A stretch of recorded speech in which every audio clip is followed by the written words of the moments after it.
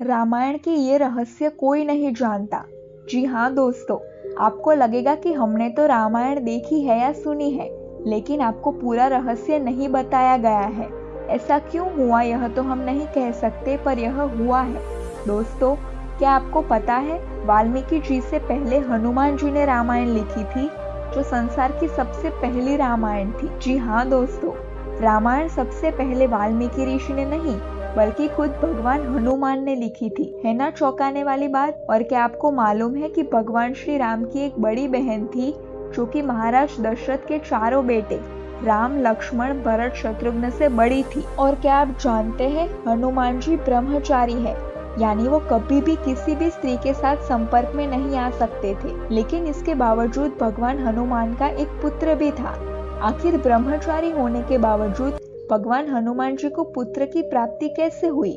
दोस्तों, आप में से शायद ऐसा कोई होगा जिसने टीवी पर रामायण की कहानी को नहीं देखा होगा, लेकिन आज के इस वीडियो में हम आपको रामायण से जुड़ी कुछ ऐसी घटना और रोचक तथ्यों के बारे में बताएंगे जिसे रामायण सीरियल में या फिल्मों में कभी नहीं दिखाया गया। दोस्तों, सबसे पहली बात जो कि रामायण सीरियल में नहीं दिखाई गई है, वो ये कि रामायण को सबसे पहले ऋषि वाल्मीकि ने नहीं बल्कि भगवान राम के सबसे बड़े भक्त हनुमान जी ने लिखी थी। दोस्तों, कथा के अनुसार रावण वध के बाद श्री राम अयोध्या पहुंच गए, तब हनुमान जी भगवान श्री राम से आज्ञा लेकर हिमालय चले गए थे और वहां हनुमान ने एक बड़ी शिला पर रामायण कथा लिख दी थी और वह उसे लेकर कैलाश भगवान शिव के पास गए थे। और उसी समय वहां महर्षि वाल्मीकि अपनी रामायण लेकर आए थे। तब एक बहुत बड़े कारण के वश हनुमान जी ने उसी वक्त अपनी लिखी रामायण को समंदर में विसर्जित कर दिया था।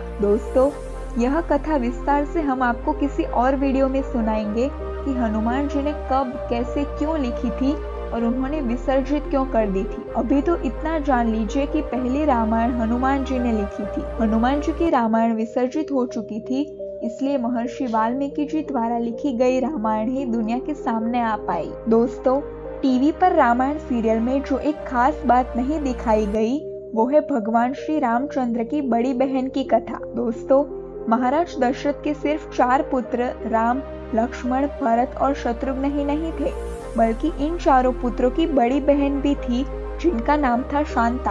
और आपको जानकर हैरानी होगी दोस्तों, शांता की ये कहानी वाल्मीकि जी ने बड़े ही प्रेम भाव से रामायण में दर्शाई है, जिसमें शांता का जन्म हुआ। शांता जन्म के बाद अंग प्रदेश के राजा को गोद दे दी गई थी। ऐसा क्यों करना पड़ा था?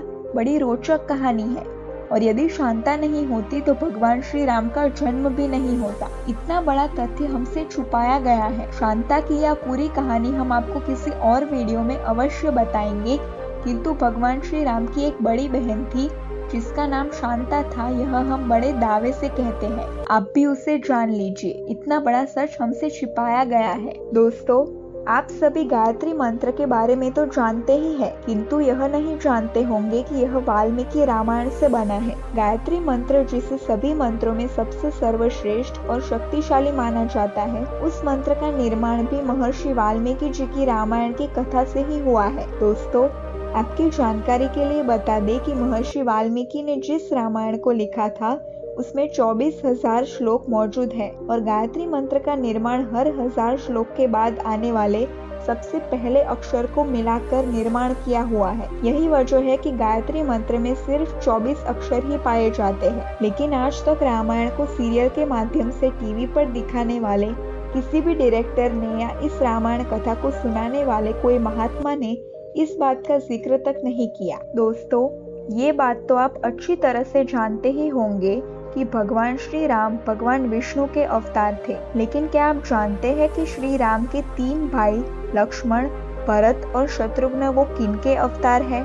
इसके बारे में बहुत कम लोग जानते होंगे। चलिए दोस्तों, आपकी जानकारी के लिए बता दें कि लक्ष्मण जी है वो भगवान विष्णु के शेषनाग के अवतार माने जाते हैं। वही भरत और शत्रुघ्न की बात करें तो भरत भगवान विष्णु के हाथ में पाए जाने वाले सुदर्शन चक्र के अवतार है। वहीं श्री राम के सबसे छोटे भाई शत्रुघ्न की बात करें तो वो भगवान विष्णु के हाथ में जो शंख पाया जाता है वे उसी के अवतार है। दोस्तों, क्या आपको पता है कि माता सीता से विवाह करने के लिए शिव धनुष की शर्त क्यों रखी गई थी? आज आप यह राज भी जान लीजिए।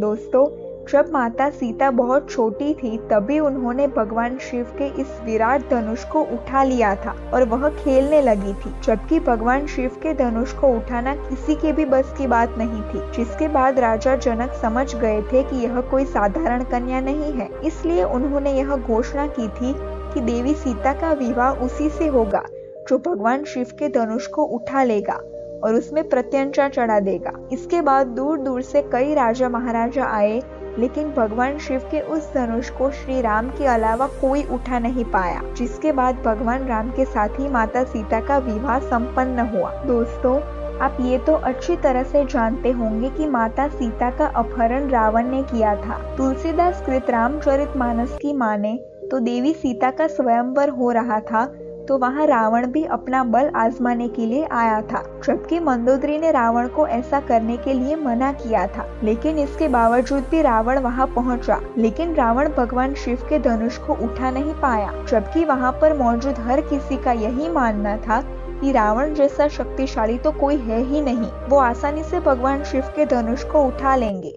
दोस्तों, स्वयंवर के वक्त लोग भगवान शिव के जिस धनुष को उठा रहे थे, शायद ही किसी को मालूम होगा कि भगवान शिव के इस खास धनुष का नाम क्या था। दोस्तों, आपको बता दें कि भगवान शिव के उस महान धनुष का नाम पिनाक था। दोस्तों, भगवान हनुमान ब्रह्मचारी थे, लेकिन क्या आपने कभी सोचा है भगवान हनुमान ब्रह्मचारी थे तो भी उनका एक पुत्र कैसे हुआ? दोस्तों, रामायण की कहानी आपने देखी होगी। जब हनुमान की पूंछ में आग लगा दी जाती है तब हनुमान जी पूरी लंका में आग लगा देते हैं। फिर अपनी पूंछ की उस आग को शांत करने के लिए समंदर में जाते हैं और पूंछ की आग को शांत करते हैं। इसी दौरान भगवान हनुमान का पसीना एक मछली के मुंह में चला जाता है, जिसके बाद मछली को एक संतान की प्राप्ति होती है और उसका नाम होता है मकरध्वज। टीवी पर दिखाने वाली रामायण की कहानी में इस घटना का जिक्र ही नहीं किया गया। दोस्तों, क्या आपको पता है लक्ष्मण जी पूरे वनवास तक नहीं सोए थे? आज तक टीवी पर रामायण की कहानी में इस बात का जिक्र तक नहीं किया। जी हाँ दोस्तों, वाल्मीकि रामायण के अनुसार वनवास के पूरे 14 वर्ष लक्ष्मण जी कभी सोते नहीं थे। इसकी भी यह बड़ी रोचक कथा है। कथा ऐसी है कि लक्ष्मण को नींद न आने का वरदान मिला था। दरअसल जब भगवान राम और माता सीता 14 साल के लिए वनवास जा रहे थे, तब लक्ष्मण भी उनकी सेवा करने साथ निकल पड़े थे। लेकिन वनवास के दौरान पहली रात को उन्हें नींद आने लगी। इसके बाद लक्ष्मण ने निंद्रा देवी की आराधना करना शुरू कर दिया। कुछ देर के बाद लक्ष्मण के सामने निंद्रा देवी प्रकट हुई और लक्ष्मण ने उनसे वरदान मांगा कि जब तक वे लोग वनवास में हैं, तब तक लक्ष्मण को कभी नींद ही ना आए, क्योंकि अगर लक्ष्मण को नींद आ जाएगी तो भगवान राम और माता सीता की रक्षा कैसे करेंगे। लेकिन निंद्रा देवी ने उनके सामने एक शर्त रखी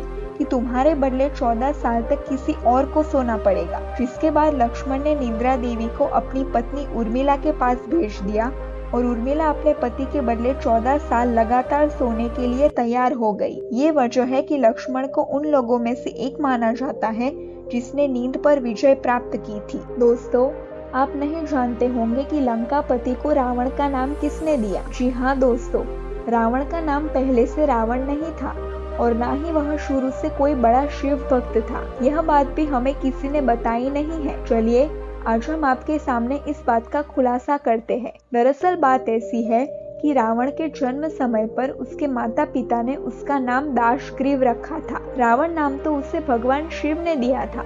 दोस्तों, जैसे लोग बताते हैं कि रावण भगवान शिव का परम भक्त था, ऐसा कुछ नहीं था। वह बहुत अहंकारी और दुष्ट बुद्धि वाला राक्षस राजा था। अपने उस घमंड के चलते वह एक दिन पुष्पक विमान से कैलाश पर्वत के आकाश पर पहुंच गया था और उसका विमान रुक गया था। भगवान शिव के पार्षद नंदी ने उसे आगे जाने से रोक दिया था और कहा था कि तुम इधर से आगे नहीं जा सकते, यहाँ भगवान शिव निवास करते हैं। तब उसने घमंड में आकर कहा था कि कौन है यह शिव जिसकी वजह से मुझे रोका जा रहा है। ऐसा कहकर वह बोला था कि आज मैं इस पर्वत को ही उखाड़ फेंकता हूँ। ऐसा कहकर अपनी 20 भुजाओं से उसने कैलाश पर्वत को उठाने की कोशिश की थी। तभी भगवान शिव ने अपने पैरों के अंगूठे को जरा सा दबाया था। तब उस अहंकारी दाशग्रीव की 20 भुजाएं कैलाश के नीचे दब गई थी और उसी से उसे बहुत पीड़ा होने लगी थी। इसी के कारण वह जोर जोर से रुदन करने लगा था। बहुत कोशिश के बाद उसकी भुजाएं कैलाश से छूटी नहीं। तभी उसके मंत्रियों ने उसे सुझाव दिया था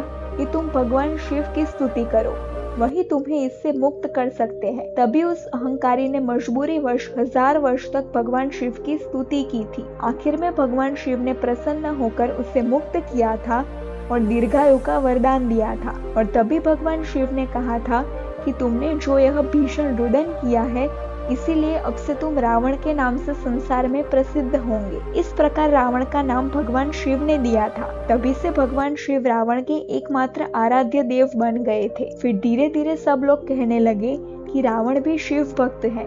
असल में वह मजबूरी में भक्त बना था। तो दोस्तों, आपने देखा कि रामायण सीरियल में और कई बड़े बड़े कथाकारों ने हमें किन किन घटनाओं के बारे में कभी अवगत नहीं कराया। दोस्तों, रामायण से जुड़ी ऐसी और भी बहुत सी बातें हैं जिन्हें हम आपको फिर कभी वीडियो में बताएंगे। दोस्तों, यदि आप भगवान श्री राम के सच्चे भक्त हैं तो श्री राम का नाम लेकर हमारे चैनल को तुरंत सब्सक्राइब कीजिए और श्री राम की सच्ची महिमा बताने में योगदान दीजिए। और भगवान श्री राम से जुड़ी ऐसी तथ्यों से भरी बातों को लाइक कीजिए और अपने ग्रुप में भी सबको शेयर कर जरूर बताइए। धन्यवाद दोस्तों।